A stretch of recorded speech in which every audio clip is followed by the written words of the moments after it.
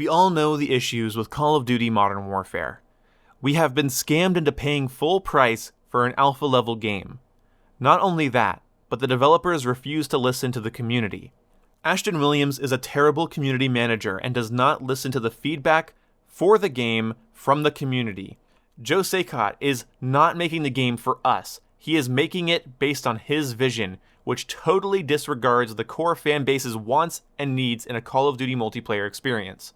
If they refuse to fix the issues with the game that the community wants, footstep sound, dead silence as a perk, nerf Ghost, improve player visibility, remove safe spaces, remove skill-based matchmaking, then they deserve to be fired for their selfishness. Let's get this done.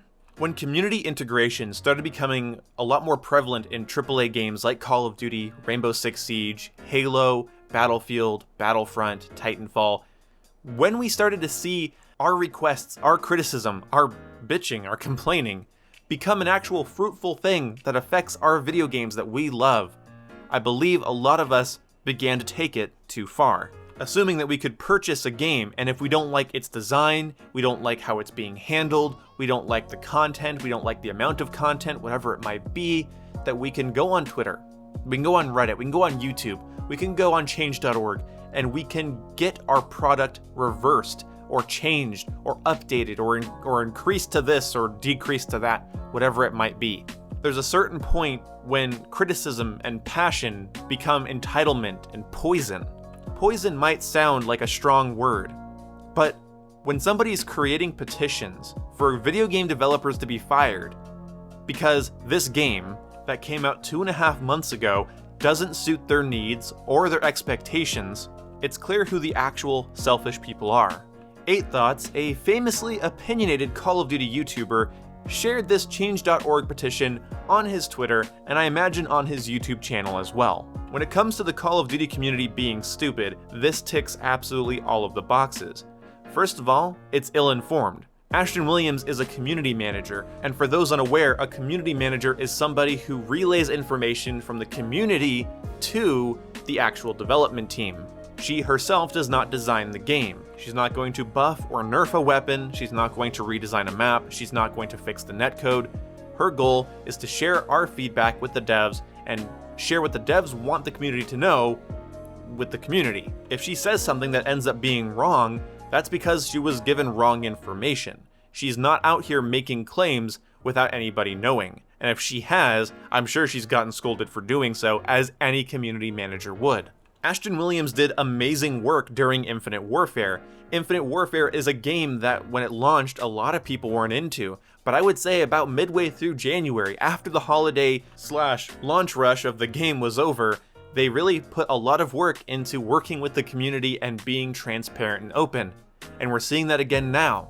About 2 or 3 days after New Year's Day, Infinity Ward came out and said they're going to focus on building better communication habits with the community. That's something I said a long time ago, that although certain problems need to be fixed immediately, like for instance, the game crashing my Xbox, I knew that big drastic changes weren't going to happen until after Christmas, and more likely after New Year's. I don't expect a developer to be hard at work making sure my Call of Duty experience, my electronic toy experience, is optimal while their children are unwrapping presents under the Christmas tree. Speaking of having children, Joe Saycott, someone who's married and has children, is also mentioned in this petition as the second person that needs to be fired from Infinity Ward if Modern Warfare isn't fixed. Not only is Joe Saycott only the co-multiplayer design director, he's the design director of a video game that is actually being very well received and is apparently the most played Call of Duty game in the last 6 years. Regardless of his vision for the game when he was creating it or right after it launched, no drastic changes were going to happen to Modern Warfare's multiplayer before Christmas. I don't like skill-based matchmaking in public casual matches. I think the minimap needs to be reverted back to how it used to be in Call of Duty. I think Dead Silence should either get another massive buff or should be moved to a perk category, and I do think Ghost needs to be nerfed to the way it was in Black Ops 2. But I knew deep down that none of that was going to happen until after New Year's. Any of you that have been subscribed to my channel know that I am more than willing to shit all over a Call of Duty game if I feel annoyed by it in any way. On this channel, I've complained about things so small, people just say I'm nitpicking, or things that are so big, people just, encourage me to play something else entirely. 30% of my viewer base seems to think that I'm kissing Call of Duty's ass all the time, another 30% thinks that I hate it and need to stop complaining about it, and everyone in the middle seems to actually understand the nuances of most of my videos and the fact that somebody can dislike an aspect of a game and still enjoy it. This petition is upsetting because 8thoughts shared it 2 days after Infinity Ward said they are working on better ways to communicate with the community, which not only matches my prediction of when they'd say something like that, it gives me hope because I know the type of good treatment we got during Infinite Warfare. I felt like a very loved and respected player during that game, and I know a lot of that was damage control. They knew that it wasn't the most popular Call of Duty on the block. Unfortunately, I'm having to work against sales with Modern Warfare because they already have sold so many copies, they already have so many hours played apparently, that I don't know if they're going to put as much love into the post-launch support, but of course I have to wait and see. I'm not going to make any claims until we see. And I hope I see some progress soon, but I'm not going to start demanding the firing of people 2.5 months after the game came out. If you take the first month and kind of just say that's their bumpy launch period where they need to fix a lot of little issues before they can do any drastic overhauls to the game itself, okay, there goes 1 month.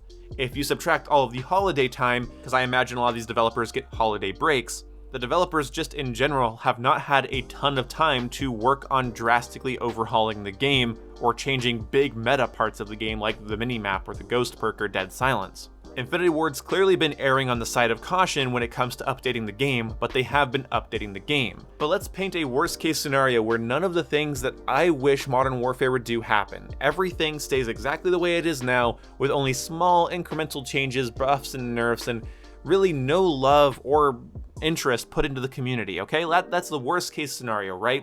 Where the game just sort of stagnates in its current state, and they just leave it here because, I don't know, people are playing it, it sold well, fuck it. All right, that's the worst case scenario. I still wouldn't demand the firing of these people, because I imagine it's more complicated on the inside than it looks from the outside. And also, there's something that hasn't been mentioned in this petition at all, that only I think mentioned in this video once, and it's kind of a big one: Activision. Like, why isn't Activision mentioned here? Now, I'm sure if this was Treyarch, everyone would say, well, Activision's probably working them too hard or wants the game to cater to casuals so the sales are driven up or something. But because a lot of people have a stigma against Infinity Ward, it's Joe Saycott and Ashton Williams' fault specifically. And I guess then 1,500 people will sign your petition to get these two hardworking adults fired, regardless of whether or not they need to support their families or whatever. Fuck that, my Call of Duty experience comes first. Usually when people bash on a Call of Duty game or the developers, they also bring up Activision, but it's completely left out here. So Activision's meddling in Infinity Ward's affairs or control over Infinity Ward's affairs is just conveniently left out. And instead of a petition for more community engagement, instead of a petition for more community managers, instead of a petition for Activision to be more transparent with the player bases of their games, it's a petition to fire 2 people. It's an overreaction, it's ill-informed, it's petty, it's entitled, it's childish. When I don't like a Call of Duty game, I don't play it. When I don't like a Halo game, I don't play it. I don't call for the firing of developers because I don't enjoy their game. I don't call for the firing of community managers because I believe that they're not working hard enough to make sure my Call of Duty experience is better. That's irrational, that's childish, and some of you might say, well, the whole thing's just kind of a joke to kind of get their attention.